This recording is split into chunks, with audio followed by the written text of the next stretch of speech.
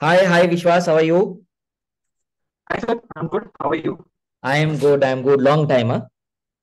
Yes, sir. Yeah.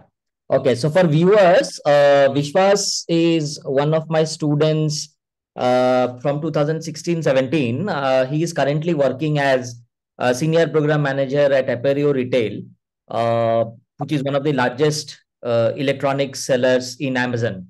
Okay. You were a pass out from IIM Calcutta in 2017, right? Yes, sir. So 2015 to 17 batch. Am I correct? 15.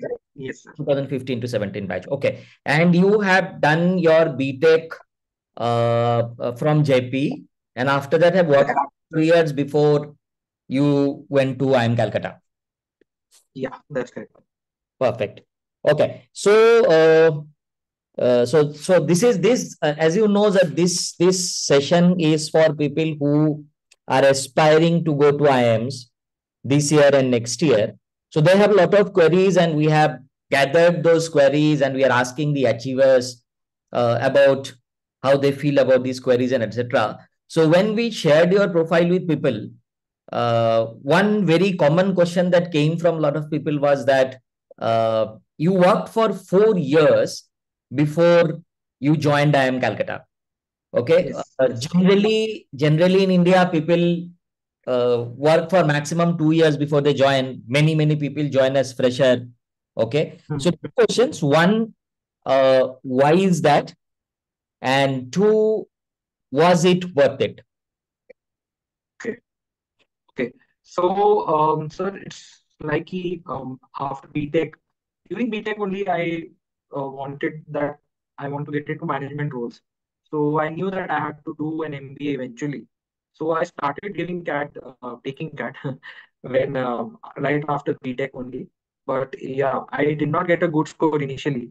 Had I gotten a good score, I would have taken an admission. So not denying that fact. So I kept on trying, and then when I got an admit, it was not in the college of my choice.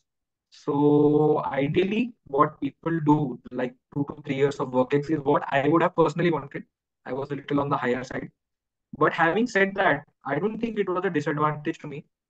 So in fact, my 4 years of IT experience actually helped me. I got a lot of calls from product and program management roles, and my 4 years IT experience was definitely very beneficial to me. And I would say that you should go to an MBA college with some work experience because I was able to relate to a lot of content which was over there. And I was able to help the freshers also.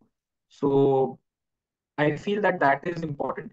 And was it worth it? Then I would say definitely. So MBA changed my life, and it opened up a whole new world for me, which was I felt was unlocked. So while working, also I used to always question like, why are we doing this? Why are we not doing something else? So those management decisions I was unable to fathom earlier.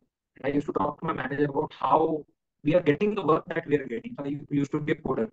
So I understood what is an RFP, what is the bidding process. Then you have to plan that we need to deliver the project in this much time and what are the costs involved, how many resources we need. So that understanding was missing, which I felt I became better at after I did my MBA, and it helped me tremendously. So that was that learning was there. Apart from learning, then the second biggest advantage was the network. So today I know that whenever I have any issue or any problem or I need any help, I know there are alums and they have their own connects. They are well placed. They are very well placed. So that helps me not just with job searches, but with almost anything. Like even now, I was in a group. I have a I'm Calcutta alum group. I had one query I posted and I got like tens of answers immediately. So that networking is very important, and that is one of the biggest aspects which you can only experience once you've done an MBA. And then the ROI was definitely the third part. Though people go for an MBA for ROI, but I feel that it is taken care of if you're doing it and doing it diligently.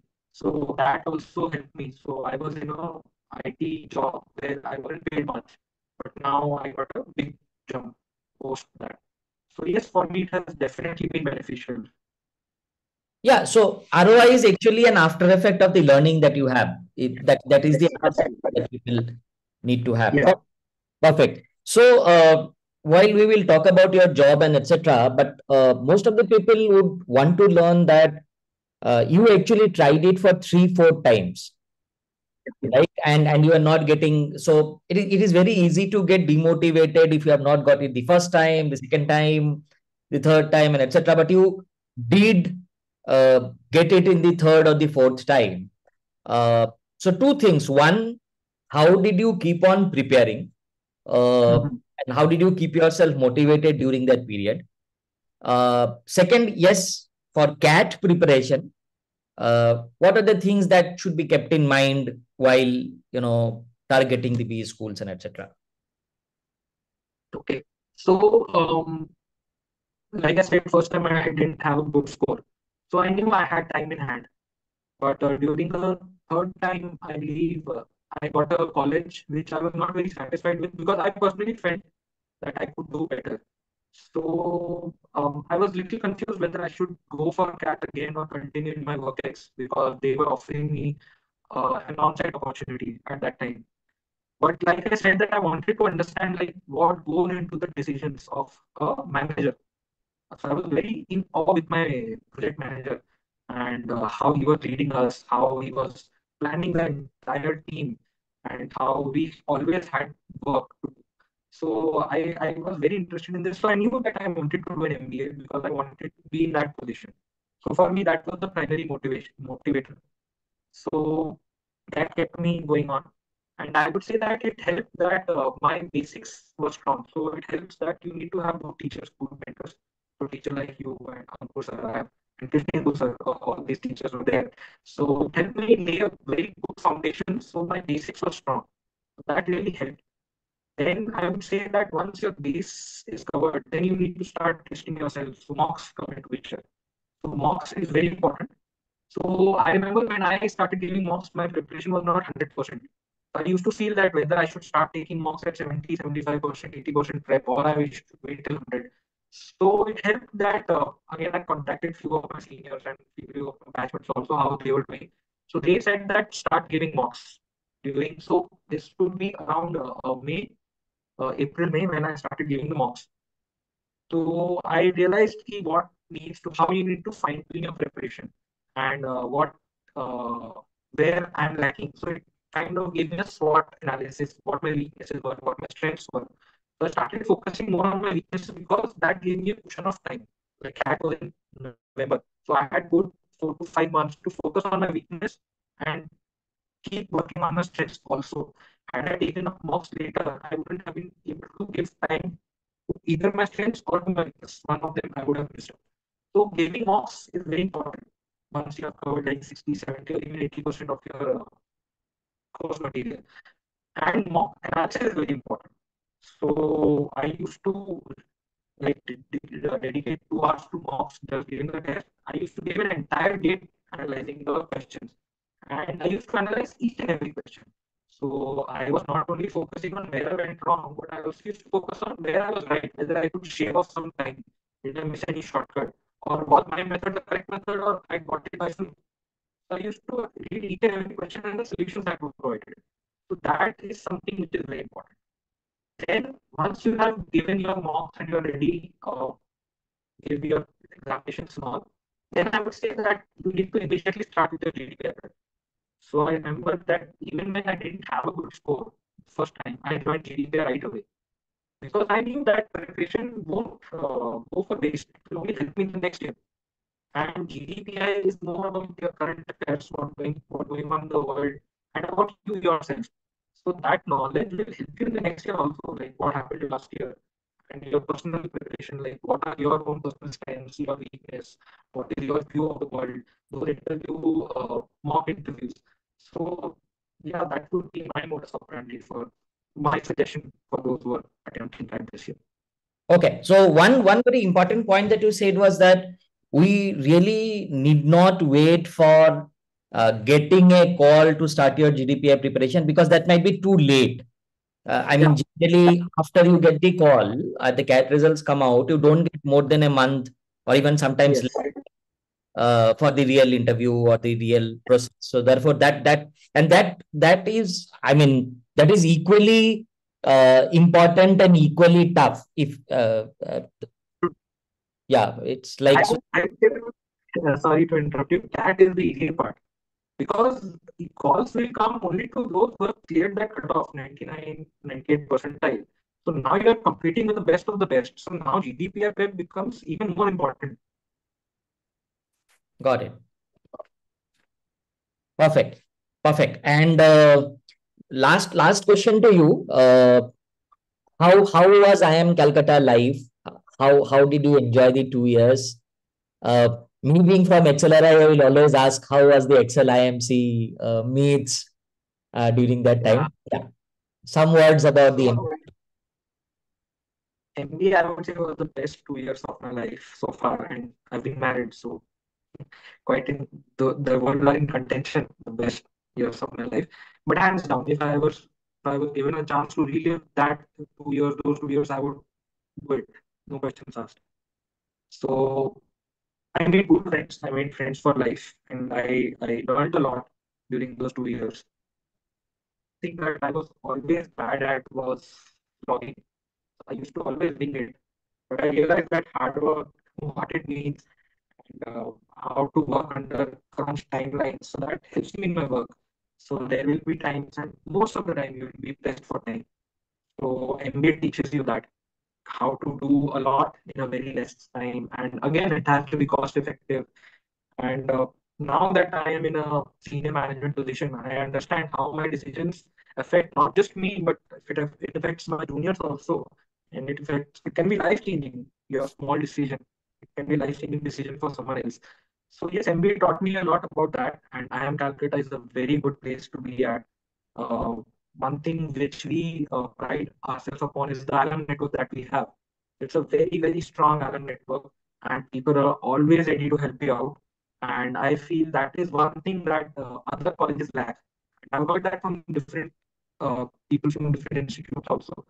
So that was one big aspect. Second thing is that I think these colleges, they let you be, they treat you like an adult. So it's a huge change. You're out there.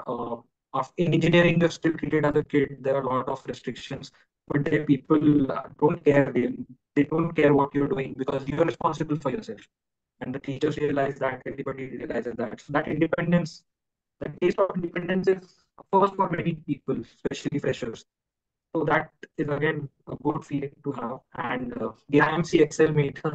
So I think that's a little hike up, but again, it helps you make friends for life. It gives you a talking point. So it's like, yeah, you connect, but connect is different during college years, but later you can, reminisce about what your experience was, what your experience was, my experience was so and so. So I feel it's a good thing, healthy rivalry. Yeah. One thing that I always tell my students is that uh, unless you know what you want to be very clearly, sometimes it's a good idea to do an MBA because it helps you get that clarity.